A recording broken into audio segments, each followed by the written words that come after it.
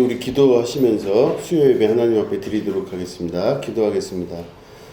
하나님 아버지, 오늘 수요일 주님 전에 모여 함께 예배 드립니다. 하나님 이 시간 이 자리에 좌정하시고 함께 하셔서 주님 만나고자 하는 그 귀한 성도들의 이 바람 가운데 말씀으로 주님 만나는 귀한 시간 되게 하여 주시옵소서.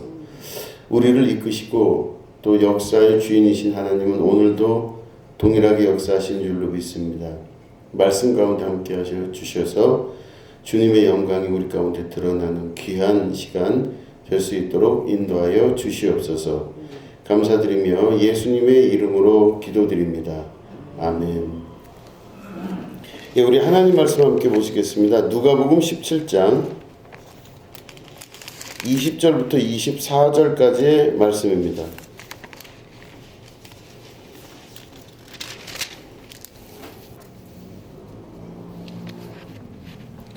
예, 누가복음 17장 20절부터 24절 말씀을 교독하도록 하겠습니다. 바리새인들이 하나님의 나라가 어느 때에 임하나이까 묻거늘 예수께서 대답하여 이르시되 하나님의 나라는 볼 수 있게 임하는 것이 아니요 또 여기 있다 저기 있다고 도구자들이 하나님의 나라는 너희 안에 있느니라. 또 제자들에게 이르시되 때가 이르리니 너희가 인자의 날 하루를 보고자 하되 보지 못하리라. 사람이 너희에게 말하되 보라 저기 있다 보라 여기 있다 하리라. 그러나 너희는 가지도 말고 따르지도 말라. 번개가 하늘 아래 이쪽에서 번쩍이어 하늘 아래 저쪽까지 비침같이 인자도 자기 날에 그러하리라. 아멘.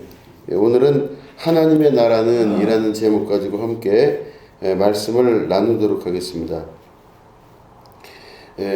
오늘 말씀 보시면 20절부터 24절까지 읽었는데 이게 내용이 두 개로 나눠집니다. 그래서 20절부터 21절이 첫 번째고 22절부터 24절이 두 번째입니다.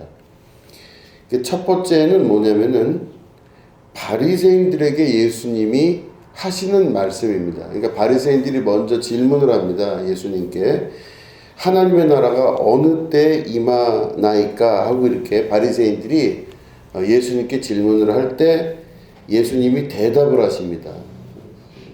그게 바로 뭐냐면 하나님의 나라는 볼 수 있게 임하는 것이 아니고 또 여기 있다 저기 있다고도 못하리니 하나님 나라는 너희 안에 있느니라. 이걸 바리새인들하고 대화하시는 거예요.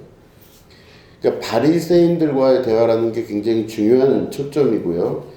두 번째는 22절부터 24절입니다. 이건 바로 누구한테 하시는 말씀이냐면 제자들에게 하시는 말씀이에요. 그러니까 뭔가 차이를 분명히 두고 말씀을 하신다 이렇게 보면 됩니다. 제자들에게는 뭐라고 말씀하시냐면 너희가 그때 그러니까 다시 주님이 오시는 그 재림의 때에 그 하루를 보려고 하지만 볼 수가 없을 것이다 말씀하시는 겁니다.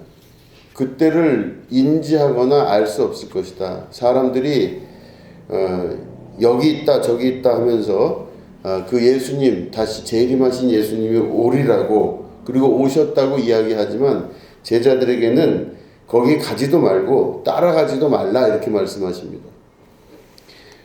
그래서 주님이 오실 때는 번개가 하늘 아래 이쪽에서 번쩍이며 저쪽까지 비침같이 인자의 날도 그렇게 될 것이다 말씀하십니다. 그러니까 결단코 너희들이 예수님께서 재림하는 날을 볼 수가 없을 것이다 이 말씀하세요. 제자들에게 하시는 부탁의 말씀입니다. 첫 번째 20절부터 21절을 보면 바리새인들에게 예수님이 대답을 하시는 것이죠. 바리새인들이 물어봤습니다. 예수님에게 하나님의 나라가 어느 때에 임합니까? 그러니까 언제 임하십니까? 하고 물어봤어요. 그럴 때 예수님이 하나님의 나라는 볼 수 있게 임하는 것이 아니고 여기저기 있다 할 것이 아니고 네 마음 안에 있다 이렇게 말씀을 하십니다. 이 말씀을 보시면 말씀 그대로 보면 하나님의 나라는 보이지 않는다고 합니다. 그러니까 안 보이는 거예요. 천국은 보이지 않는다 말씀하십니다. 보이지 않는다는 것은 우리 눈으로 인지하지를 못한다는 뜻입니다. 겉으로 보여지지 아니하고 또 어느 때라고 인식할 수 없다 이렇게 말씀하십니다. 그죠? 그러면 언제 그 하나님 나라가 임하는지 알 수도 없고 또 하나님의 나라는 여기 있다 저기 있다 해서 거기가 보여지는 곳이 아니다 이렇게 말씀을 하십니다. 이 말씀을 우리가 잘 보면 지난주 주일 대예배 설교를 여러분 잘 기억하시면 좋을 것 같습니다. 사람이 대부분 눈으로 보이거나 귀로 들리거나 코로 냄새를 맡고 하는 이 인지 감각기관은요 다 밖을 향해 열려 있습니다. 그래서 밖에서 어떤 사건이 일어나고 밖에서 누구를 만나고 밖에서 어떤 일이 일어나는 이런 것들을 그 감각기관을 통해서 안으로 갖고 들어와요. 그래서 밖에서 어떤 걸 가지고 안으로 들어와서 마음속에 결정을 내리고 그걸 따라 행동을 합니다. 그런데 이게 예수님 말씀대로 지금 우리가 이 말씀을 보면 천국은 인식이 안 된다는 말씀이에요. 눈으로 보여지지도 않고 또 여기 있다 저기 있다 할 수 있는 장소도 아니고 언제 오는지 알 수도 없는 것이고 그러면 다시 말해 하나님의 나라는 도무지 우리의 인식 기관으로는 알 수가 없다 이렇게 결론 내릴 수가 있습니다. 주일 때 예배 때 말씀드린 대로 사람은 밖에 있는 어떤 것들을 눈, 코, 입, 귀, 또 피부 여러 가지 감각기관을 통해서 외부의 것들을 받아들입니다. 그런데 분명한 차이가 바로 뭐냐면 동물들도 똑같이 이 감각기관을 통해서 살아갑니다. 그래서 무서운 적이 나타났는지 그걸 빨리 알아채갖고 빨리 알아챈 동물들은 막 도망을 갑니다. 그래서 아주 나보다 강한 상대가 나타나면 도망을 가고 또 내 먹잇감이 이렇게 보이면요 가만히 보고 있다가 그 먹잇감을 잡아서 먹게 됩니다. 그러니까 다시 말해 모든 감각기관은 밖으로 다 나 있는데 밖의 것으로 결정이 나는데 그거는 사람만 갖고 있는 것이 아니라 대부분 다 동물들도 피조세계에 많은 것들도 똑같이 갖고 있더라는 것이죠.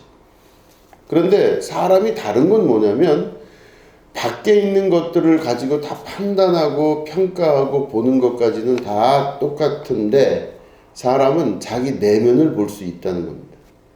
내 속에서 무슨 생각이 일어나고 있는지 내 마음속에서 어떤 마음을 내가 품고 있는지를 내가 알 수 있다는 겁니다. 그러니까 동물들은 자기 마음을 몰라요. 동물들은 밖에서 있는 감각적인 것들을 가지고 그냥 살아나가는 겁니다. 근데 사람은 그 감각을 넘어서서 자기 내면을 볼 줄 알아요. 내가 왜 이 생각을 하는지, 이 생각이 왜 떠오르고 있는지, 내가 이런 마음을 왜 먹는지를 인간은 알 수 있습니다. 그래서 인간만이 자기 내면을 바라볼 수 있습니다. 근데 사실은 자기 내면이 보입니까? 안 보입니까? 안 보여요. 내 마음이 보이냐? 안 보입니다. 내 생각이 지금 보이느냐? 안 보여요. 그럼 다시 말해 내 마음속에 있는 지금 마음과 생각과 뜻은요 보여지지도 않고 인지가 되지가 않아요. 그거는 알긴 알겠는데 어떤 방식으로 아는지는 잘 모르는 거예요. 분명한 거는 외부의 것들은 분명하게 인식이 되는데 내면에서 일어나고 있는 생각과 마음은요 인식이 잘 안 돼요. 그렇지만 알고 있습니다. 내 생각이 이렇다라는 것 정도는 알 수가 있어요. 이게 바로 하나님의 형상을 닮은 자들의 모습이다 라고 제가 지난 주일 때 대예배 시간에 말씀을 드렸습니다. 바리새인들은요 지금 어떤 상태가 됐냐면은 이 사람들은 자기 내면을 바라볼 줄 모르는 사람들이 돼버린 겁니다. 지금 말씀드린 대로 바벨론 포로기 때부터 이 바리새인들이 그 역사를 이제 이어가기 시작하죠. 바벨론 포로기 때 예루살렘 성전에 있었던 이 수많은 이스라엘 사람들을 1차, 2차, 3차에 걸쳐서 바벨론에서 포로를 끌고 갑니다. 이게 다 끌고 가가지고 바벨론에서 포로 생활을 하면서 똑똑한 사람들은 잘 이렇게 키워요. 그 중에 뭐 다니엘 같은 그 사람들도 있었습니다. 잘 키우기도 하고 나머지 사람들은 노예로서 이제 살게 이제 만들어 놨죠. 근데 그들이 다 끌려가고 나서 거기서 예루살렘 성전이 무너졌다는 소식까지도 듣게 되고 자기들의 마음의 중심이었던 그 모든 거가 다 무너진 것을 경험합니다. 그때 이 사람들이 예루살렘 성전 중심 문화에 속해 있었던 이 사람들이 성전이 무너지고 나니까 걷잡을 수 없이 고통을 당합니다. 그러다가 이 사람들이 다시 마음을 추스려서 하나님을 섬기는 모습으로 회복하려고 노력을 해요. 여기까지는 아주 좋습니다.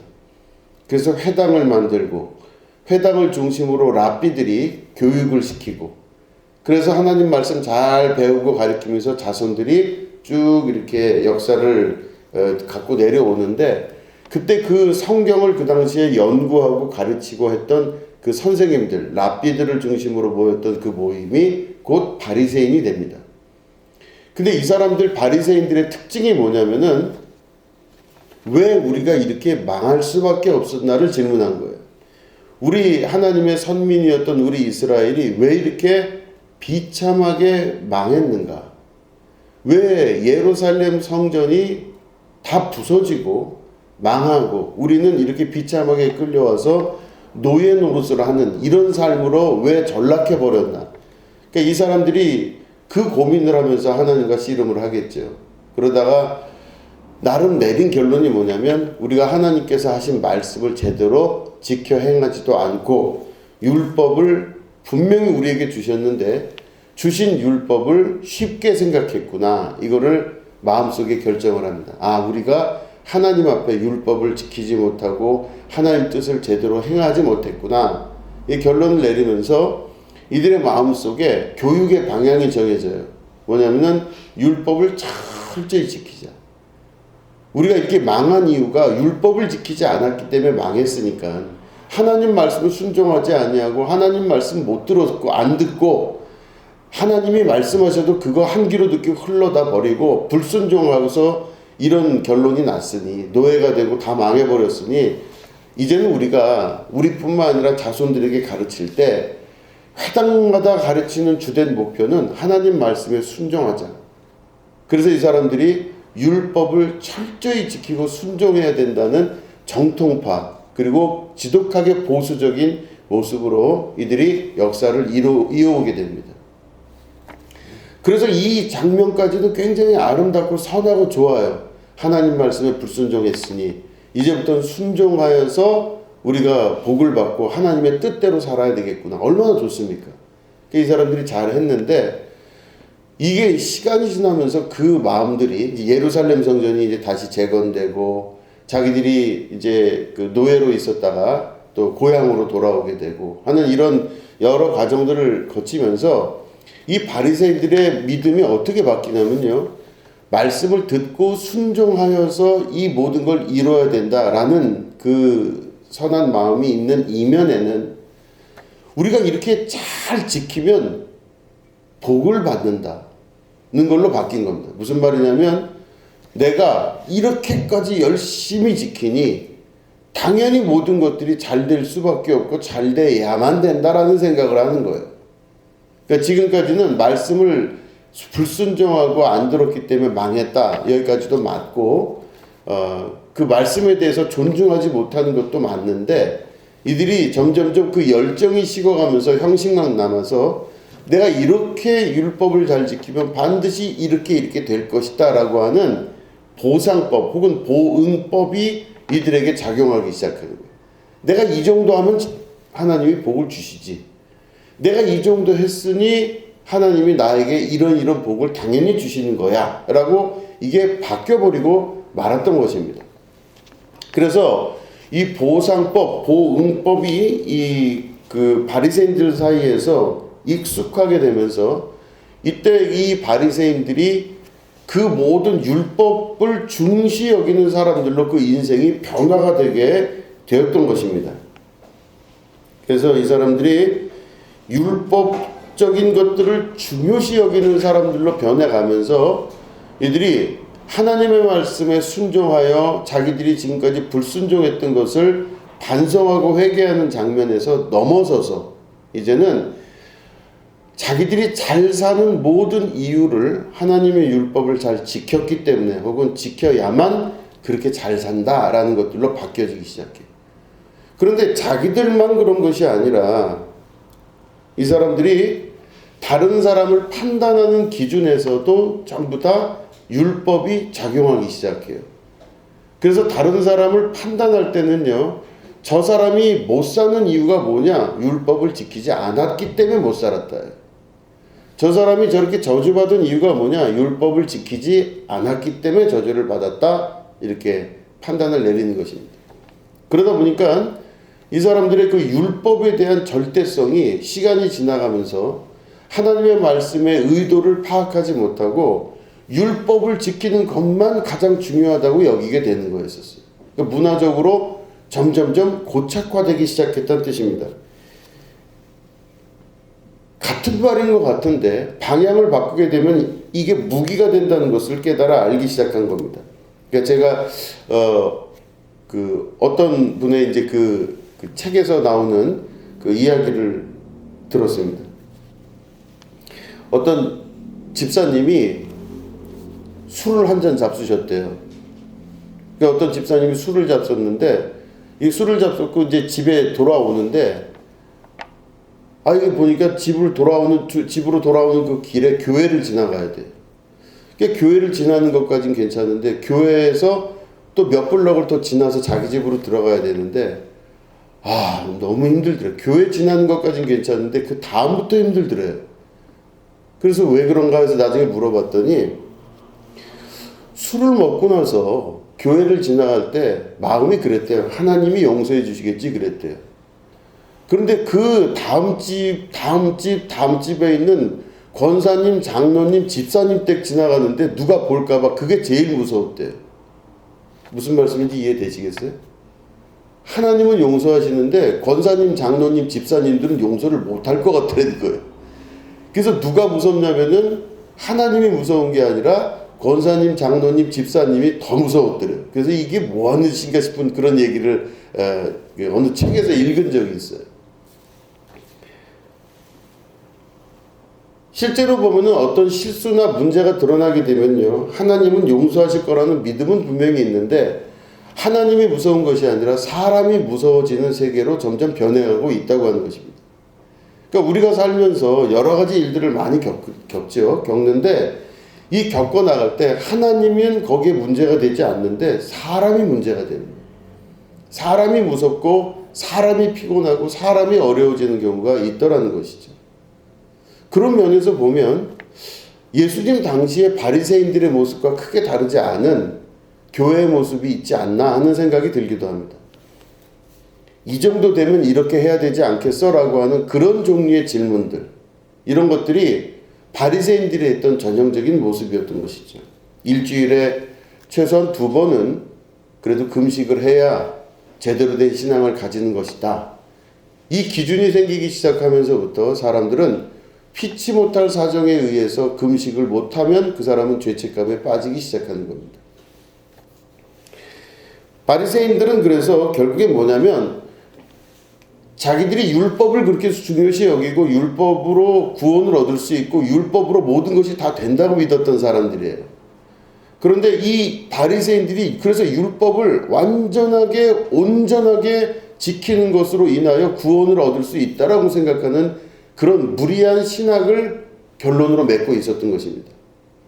그런데 여러분, 진짜 중요한 하나님을 믿는 우리의 신앙은 어떤 신앙이 되어야 되냐면 율법으로 우리가 잘 지켜서 하나님의 나라에 들어가는 게 아니라 예수님의 공로를 의지하여 천국에 들어가는 것이에요. 다른 말로 하면 우리는 하나님을 의지하여 사는 존재로 사는 존재가 되는 겁니다. 스스로 율법을 잘 지키고 깨끗하고 정갈해서 우리가 하나님 나라에 가는 게 아니란 뜻이에요. 우리는 예수님을 의지하고 하나님을 의지하고 하나님께 의탁하여 하나님 나라에 들어가는 존재들입니다. 그 말은 다른 말로 하면은 우리는 하나님 없이는 살 수 없는 존재들이고 우리는 예수님 없이는 살 수 없는 존재들입니다. 이게 우리의 진짜 바른 신앙입니다. 그래서 믿음의 백성들은 바로 어떤 일을 했냐면 하나님과 연락하며 하나님과 동행하며 하나님과 함께 기도하고 하나님과 함께 대화하며 살았습니다. 그래서 항상 하나님이 삶 속에서 같이 계신 분으로 역사하는 그 하나님과 하는 교제하는 그런 삶을 살았던 것이 믿음의 백성들입니다. 하나님이 우리를 향한 간절한 뜻이 뭔지 아십니까? 하나님이 저를 향해서 가지고 있는 뜻이 있죠. 항상 기뻐하라, 쉬지 말고 기도하라, 범사에 감사하라. 이는 너희를 향한 하나님의 뜻이니라 그렇게 말씀하고 있습니다. 그 중에서 기도하라라고 하는 게 있습니다. 기도는 내가 구할 때 뭘 찾으러 다니는 게 그 기도가 아니에요. 뭐 하나님 이거 주세요, 저거 주세요. 이거 구하는 것만이 기도가 아닙니다. 진짜 기도는 바로 뭐냐면 하나님과 대화하는 사람입니다. 하나님과 대화해야 돼요. 그래서 하나님과 대화하여서 모든 부분에 하나님의 의견을 묻고 하나님 뜻을 쫓아갈 줄 알고 내 뜻은 이랬는데 하나님 뜻이 그렇지가 않으십니다 할 때는 하나님 뜻에 순종하여 그 내 뜻을 죽일 수도 있고, 이게 바로 기도하는 사람의 진정한 모습이라 볼 수 있습니다. 하나님과 대화하고 하나님을 의지하고 하나님과 함께 살아나가는 것이 하나님이 우리를 향해서 가지고 계신 뜻이에요. 그럼 내가 하나님 앞에 그런 대화를 하지 않으면 하나님과 나와의 관계가 점점 멀어지게 돼 있죠.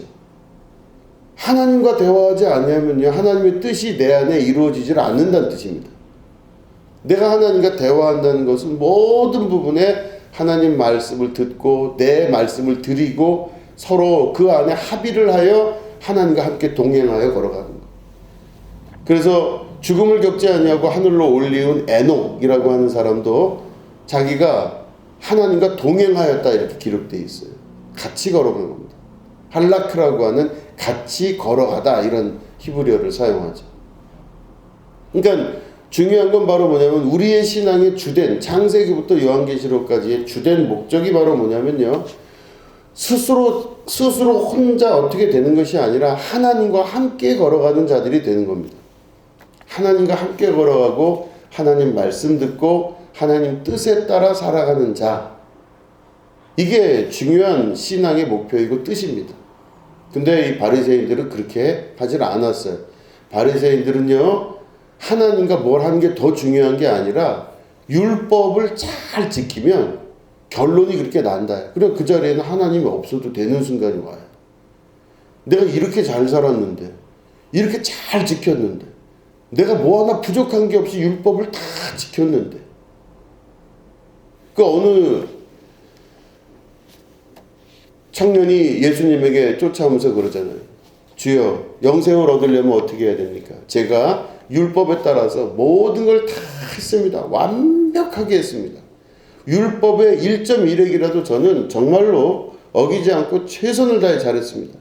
이 영생을 어떻게 얻으면 됩니까? 하여튼 예수님이 가서 내 모든 재산을 다 팔아 가난한 자들에게 나누어 주고 그 후에 나를 쫓으라 이렇게 말씀하십니다.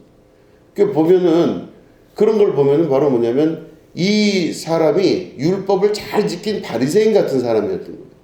근데 진짜 구원을 받고 하나님 나라에 들어가기 위해서는 어떻게 해야 되느냐? 너 자신의 모든 것을 지금까지 네가 쌓아왔던 너의 의, 네가 쌓아왔던 너의 잘난 모습 그거 다 버려버리고 너를 부인하고 나를 쫓아라, 그런 거랑 똑같은 말씀이지.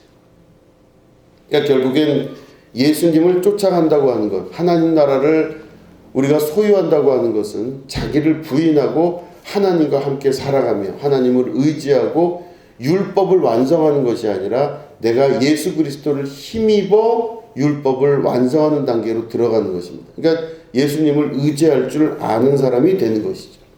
그러니까 예수님과 하나님을 의지하고 사는 것이 신앙의 진정한 모습이라고 할 수 있습니다. 그렇기 때문에 이 바리새인들은요, 외부로 보여지고 있는 그 율법으로 계속해서 자기 구원을 설명을 해요. 율법을 잘 지켰으니 나는 하나님 나라가 임할 것이라 생각해요. 근데 예수님은 전혀 다르게 말씀하시죠. 외부적으로 보여지는 게 아니라 말씀하십니다. 하나님 나라는 볼 수 있게 임하는 것이 아니다 말씀하세요. 못 본다는 뜻이에요. 내 눈으로는 하나님 나라 볼 수 없다. 그리고 뭐라고 그러시죠?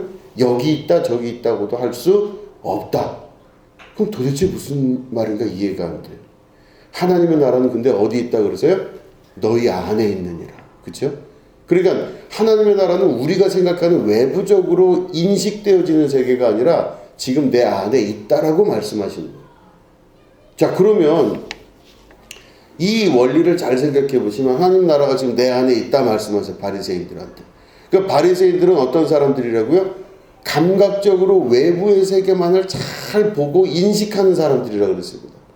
밖의 세계로 다 보고 판단하고 율법으로 이미 천국을 다 맛봤다고 생각하는 사람들이에요. 모든 게 다 완벽하다고 외부의 것으로 다 판단하는 바리새인들에게 너희들 외부의 것으로 볼 수 있는 것은 하나님 나라가 아니다 말씀하시고 너희들 지금 안에 하나님 나라가 있다 이렇게 말씀하세요. 그 말은 다시 말해 바리새인들이 그럼 어디를 봐야 돼요? 자기 속을 봐야 돼요. 그죠? 하나님 나라가 너희 안에 있다 그러니 바리새인들이 그 얘기를 듣고 나서 어떻게 봐야 되냐면 그럼 내 안에 무엇이 있나 봐야 돼요. 자기를 성찰하고 바라보고 자기 안에 하나님이 계신가 하는 것들을 볼 수 있어야만 되는 것이죠. 그렇기 때문에 하나님의 나라는 인식세계가 아니라 비인식세계 안에서 내 마음속에 계신 하나님을 만나게 되는 것입니다. 그것이 바로 바리새인들에게 말씀하시는 예수님의 말씀이세요. 자, 그러면 내 안에 하나님이 있습니다. 하나님 나라는요, 하나님이 주인이고 하나님이 왕이신 나라예요. 그죠? 그럼 내 안에 하나님의 나라가 있다면은 내 안이 지금 주인이 누구냐? 내 속에 계신 하나님이 주인이 되시는 거예요. 내 안에 왕으로 계신 분이 하나님이세요. 이 하나님이 내 속에서 왕으로 계시고 모든 주권을 다 가지고 계신다는 뜻입니다. 그러면 내 안에 하나님이 계시다 하면요, 하나님이 내 안에 계시면요, 어떤 세계가 이루어지냐면요, 인간의 세계는요, 사람의 그 세계는, 피조 세계는 밖으로 보여지는 것들로 살아가요. 그래서 밖에 있는 것들이 안으로 들어와요. 밖에 있는 것들이 눈에 보여서 안으로 들어오고, 밖에 있는 누구의 소리가 내 귀에 들려서 안으로 들어와요. 그러면 밖에 있는 것들이 안으로 들어와서 세계가 만들어져요. 예를 들어서 누가 저한테 욕을 해요. 그럼 욕을 하고 나면 제 속에서 그 이후에 아이 저 사람 밉다 이 생각이 들죠. 그러면은 욕을 먼저 하고 그 다음에 내 속에서 저 사람 미운 세계가 그 다음에 나타나서 만들어져요.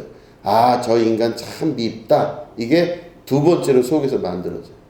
첫 번째는 뭐예요? 그 사람이 욕한 게 먼저고 두 번째는 내 속에서 만들어져요. 그 사람 나라가. 아, 저 사람 싫다.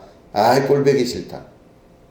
이게 그러면 우리가 대부분 인간 세계에서 피조 세계와 인간 세계에서는요. 외부에서 어떤 것들이 일어나면 그게 내 안의 결과로 나타나요. 그래서 내 속이 어떤 사람에 의해서 천국도 됐다가 지옥도 됐다가 뭐 전쟁터가 됐다가 뭐 평화로운 게 됐다. 별의별 게 다 바뀌는 이유가 바로 뭐냐면 밖에서부터 어떤 사건이 들어와서 안에 있는 것들을 결정을 내려주기 때문에 그래요. 피조 세계는 다 그렇습니다. 그래서 대부분의 것들은 밖에서부터 어떤 것들이 일어난 다음에 그게 내 안에 들어와서 형성되는 세계가 인간 세계고 피조 세계의 같은 모습이에요. 그런데 하나님 나라는 어떻게 되냐면요. 밖의 것들이 안으로 들어오는 것이 아니라 안의 것들이 밖으로 나가는 것입니다. 내 안에 먼저 하나님 나라가 이루어지면요. 하나님 나라는 내 안에서부터 밖으로 흘러나가는 역사가 나타나요. 누구든지 내가 주는 물을 먹는 자는 영원히 목마르지 아니하고 그 배에서 생수의 강이 넘쳐날 것이다 그러셨습니다. 인간은 살기 위해서는 물을 먹어야 돼요. 그래서 밖에 있는 물들을 내가 밖에서부터 물을 먹어야 안에 있는 것들이 채워져요. 그러니까 먼저 일어나는 건 뭐예요? 밖에 물이 있어야 되고 그 다음에 내 속이 시원해지는 게 두 번째예요. 그러니까 밖에서부터 어떤 걸 찾아가지고 그걸 가지고 내가 만족해하고 기뻐하고 목마름이 채워지게 되는 거죠. 이게 피조 세계와 사람들의 육적인 사람들의 세계입니다. 근데 하나님 나라는 어떻게 돼요? 그 배에서 생수의 강이 넘치게 된대요. 그럼 어떻게 되냐면 내 배에서 생수의 강이 넘치면요. 왜 굳이 강이라는 단어를 쓰셨을까요? 요한복음에. 왜 배에서 생수의 강이 넘칠까요? 내 속에서부터 강은 반드시 넘쳐서 흘러나가는 겁니다. 이거는 생명의 근원이 어디에 있다고 말씀하는 거냐면 밖에 어떤 생명의 근원이 있어서 매일 우린 목마른 사슴처럼 쫓아다니는 게 아니라 내 속에 이미 충분하고 완전한 하나님이 계시기 때문에 내 속에서부터 이미 생명이 솟아나와서 나로부터 나오는 하나님의 거룩한 생수의 강이 밖으로 흘러 넘치는 역사가 나타나게 되는 것입니다. 내 속에서부터 생수의 강이 밖으로 넘쳐 남으로 말미암아 이제는 내가 밖의 것으로 먹고 사는 자가 아니라 내 안에 계신 주님으로 충분히 살아갈 수 있는 존재로 인생이 변하게 되는 거예요. 그래서 여러분 그런 말씀 들어보셨죠? 예수님 한 분만으로 충분하십니까? 이런 말씀 들어보셨죠? 근데 저는 어려서부터 그런 얘기를 듣고 질문을 막 하고 그러면요, 기계적으로 대답했어요. 아유, 충분합니다. 그런데 집으로 돌아가면서 생각해보면 왜 그 얘기를 했는지 잘 모르겠어요. 뭐 예수님으로 뭘 충분하고 만족한지 몰랐었어요. 근데 말씀 안에서 보니까 예수님 한 분만으로 충분해요. 왜냐하면 그분으로 인하여 모든 생명과 역사가 나타납니다. 이게 어떻게 나타나냐면요, 외부의 것들로 살아가는 사람들은 주변의 환경의 영향을 받잖아요. 그죠? 환경의 영향을 받아서요, 주변에 있는 것들이 내 세계를 결정을 해줘요. 그래서 이 사람이 아프리카에 태어났으면 아프리카 사람으로, 이 사람이 가난한 집에 태어났으면 가난한 사람으로, 이 사람이 부잣집에 태어났으면 부잣집 사람으로. 그래서 그 환경에 영향을 받고 살아간다고 사람들은 생각을 합니다. 그렇기 때문에 환경이 그 사람을 결정을 해줘요. 그러니까 외부에 있는 것들이 그 사람을 결정을 해줘요. 그럼 다른 말로 하면 이 외부의 환경들이 그 사람에게 하나님이 된다는 뜻입니다. 그럴 때 예수님 믿고 구원받은 자들은 어떻게 되냐? 외부의 영향을 받지 않아요. 주님이 내 안에서 주인 노릇하시는 하나님 나라가 내 안에 있는 경험을 하면요, 내 안에 계신 하나님이 나로부터 생수의 강이 넘쳐나게 하시고 그 배에서 생수의 강이 넘쳐나며 동시에 내 안에 있는 믿음의 세계가 주변 환경들을 바꿔나가기 시작합니다. 주변에 있는 환경들과 사람들이 다 바꿔나가기 시작해요. 내 주변에 있는 역사들이 변해나가기 시작하는 겁니다. 그러면 옛날에는 내가 밖의 환경에 끌려다녔어요. 아, 이건 이렇고 저건 저렇고, 아유, 너는 가난한 집에 태어났으니 평생 가난하게 살아야지. 아유, 너는 이렇게 태어났으니 이렇게 살아야지. 너 이런 나라에 태어났으니 그렇게 살아야지. 그래서 운명론, 인생론, 그 운명에 저항하지 못하고 무릎 꿇고 거기에 끌려다니는 게 사람들의 삶이에요. 일반적인. 자연 환경에 적응하고 사는 겁니다. 그 환경에 맞게 살아나가는 거예요. 그런데 하나님 나라가 내 안에 임하기 시작하면요, 환경과 자연세계의 질서가 나를 정의하는 게 아니라 내 안에 계신 하나님께서 그 나라 안에서 주변 세계를 바꾸고 역사를 바꾸게 되는 역사, 이게 하나님 나라의 역사인 것입니다. 이스라엘의 역사 제가 여러 번 말씀드렸잖아요. 이스라엘이라고 하는 사람은요, 원래 야곱이었습니다. 야곱은요, 발 뒤꿈치를 붙잡은 자였어요. 그 말은 무슨 말이냐면요, 발 뒤꿈치를 붙잡았으니까 먼저 나간 어떤 녀석의 발을 잡은 거잖아요, 지금. 그 말은 너는 둘째다, 그런 뜻이잖아요. 언제 봐도 넌 둘째다. 근데 이 어떻게 됐어요? 이 둘째가 장자권을 획득했잖아요. 첫째가 가져야 될 장자권을 둘째가 획득했습니다. 그 둘째가 장자권을 획득한 다음에 야복강가에서 하나님의 천사와 씨름을 했어요. 그럴 때 환독바가 부러지면서 그 천사가 축복을 하죠. 이제는 너를 야곱이라 부르지 아니하고 이스라엘이라 부르리라. 다시 말해 내 인생과 운명이 바뀌게 될 것이다. 둘째로 태어났으면 둘째로 살다가 끝나버리면 돼요. 뭐 장자권이 어디 있으면 뭐가 있어요. 근데 그 인생이 바뀌어버렸잖아요. 그게 바로 뭐냐면 하나님께서 우리에게 주신 삶은 정해진 환경과 운명이 결정하는 것이 아니라 내 안에 계신 그리스도께서 나를 통하여서 승리하시고 역사하시며 모든 인생을 바꿔나가시는 역사를 이루시는 겁니다. 이게 믿음의 역사예요. 신앙인은 그래서 그 하나님을 의지하고 믿고 바라고 소망하며 사는 겁니다. 환경에 의하여 굴종당하는 것이 아니라 믿음에 의하여 승리하는 자가 그 역사인 거예요. 예수님께서 어느 날 지나가시다가 시장하셔서 무화과 나무에 열매가 있을까 하고 열매를 뒤져봤더니 열매가 없었대요. 이 얘기 아시죠, 여러분? 그래서 그 무화과 나무에 열매가 없기 때문에 예수님이 왜 여기 열매가 없을까 이렇게 하시면서 그 무화과 나무를 저주하셨어요. 이제는 다시는 사람이 이 나무에게서 열매를 따지 못할 것이다 저주하셨어요. 그런데 거기 보니까 성경의 기록을 보면은 왜 없냐 하는 이야기가 나와요. 때는 무화과 나무의 때가 아님이라. 그러니까 다시 말해 무화과 나무가 열릴 때가 아니라고 기록되어 있는 거예요, 성경에는. 그럼 누가 잘못했어요? 예수님이 잘못하신 거죠. 아니 가을쯤 돼서 추수 거둘 때쯤 돼서 열매를 달라고 그러셔야지. 아니 어떻게 지금 뭐 이런 열매가 나지도 않는 때에 무화과 나무한테 열매를 구하십니까? 아마 제자들이 그렇게 생각을 했어야죠. 근데 다음날 가서 보니까 예수님이 저주하신 무화과 나무가 정말 바짝 말라서 죽어버렸어요. 그럴 때 이 제자들이 예수님에게 예수님 어제 저주하신 무화과 나무가 말랐나이다 이렇게 말씀을 드려요. 그럴 때 예수님이 제자들에게 얼토당토하는 대답을 탁 하십니다. 뭐라고 말씀하시냐면 하나님을 믿으라 이렇게 말씀하세요.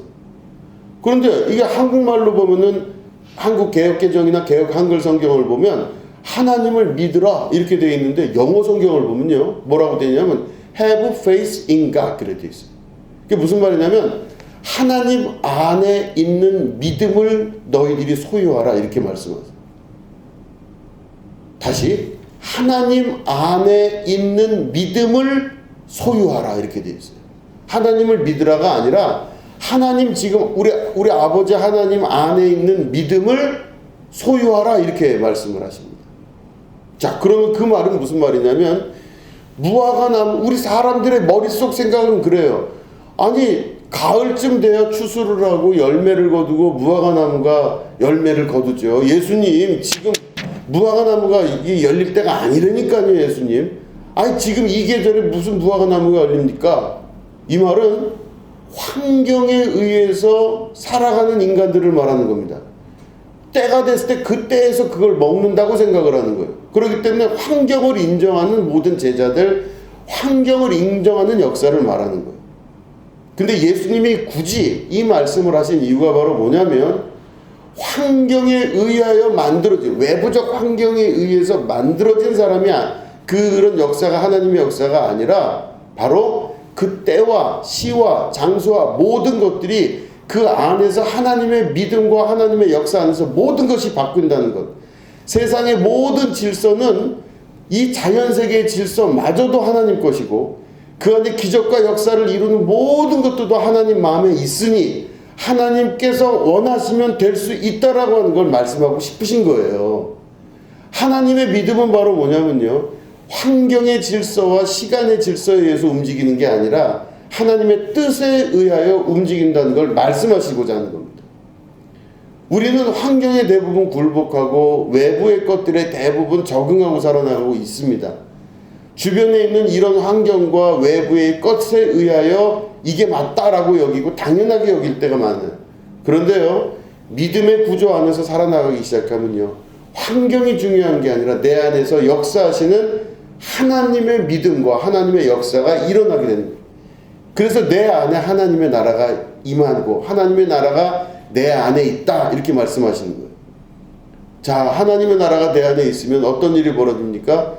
주변 환경이 중요하지가 않아요. 주변에 있는 여러 시와 때와 환경이 중요한 것이 아니라 하나님의 믿음이 내 안에서 작용하기 시작하면서 하나님의 나라가 환경적으로 조성되고 만들어지기 시작해요. 내 속에서 생수의 강이 막 넘쳐나기 시작하면서 주변에는 아무런 물을 구할 데가 없을지 모르지만 내 안에서 생수의 강이 넘쳐서 다른 사람을 도와줄 수 있고 다른 사람에게 생명의 물을 제공해 줄 수 있는 강이 내 속에서 넘쳐나기 시작하는 것입니다. 이게 믿음의 역사이며 하나님의 믿음에 우리에게 말씀하시는 귀한 역사인 거죠. 바리새인같이 살려면 바리새인들은 율법으로 외부에 보여진 것들만 위해서 사는 사람들입니다. 그 사람들은 자연세계의 질서를 인정하고 환경을 인정하고 그 조건에 맞게끔 자기를 철저히 가두면 구원받을 수 있다고 믿는 존재들이었지만 예수님이 그들에게 말씀하시기를 너희들이 말하는 그 주변에 있는 모든 것들이 중요한 것이 아니라 지금 네 안에 하나님이 계시다고 하는 걸 믿고 하나님의 나라가 네 안에 성취가 되면 너를 통하여 하나님의 귀한 뜻과 모든 것들이 완전하고 완벽하게 이루어지게 되는 것이다. 이게 바로 예수님의 오늘의 말씀이신 겁니다.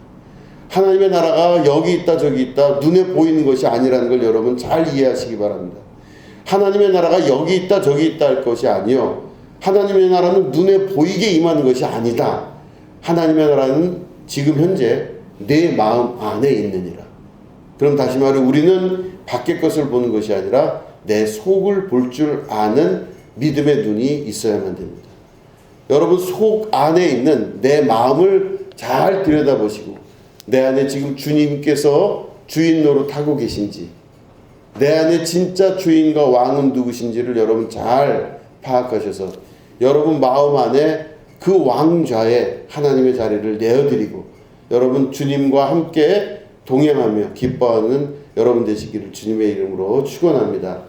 기도하겠습니다. 하나님 아버지 감사하고 또 감사드립니다. 우리 마음 안에 주님이 왕 노릇하시며 역사하시며 나를 다스리시는 주님의 거룩한 통치가 이루어지게 하여 주시옵소서.